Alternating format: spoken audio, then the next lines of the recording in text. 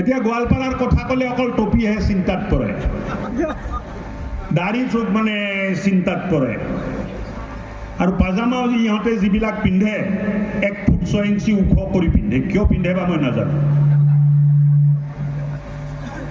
যিয়ে নহওক, নিজৰ মানুহক সুৰক্ষিত কৰা দায়িত্ব আপোনালোকে আমাক দিছে। দিল্লী, দিছপুৰ, দুধনৈ সব জাগাত এই কাম আমি কৰিম, কোনো কুণ্ঠাবোধ নকৰাকে কৰিম, আপোনালোকৰ স্বাৰ্থত কৰিম, আপোনালোকৰ লগত থাকি কৰিম, আৰু কোনোদিন আপোচ নকৰি যিটো দায়িত্ব আপোনালোকে দিছে এই দায়িত্ববোৰ আমি সম্পূৰ্ণ কৰিম। ঘটনা, দুৰ্ঘটনা বহুত ঘটে, কিন্তু এটা কথা জানি থব,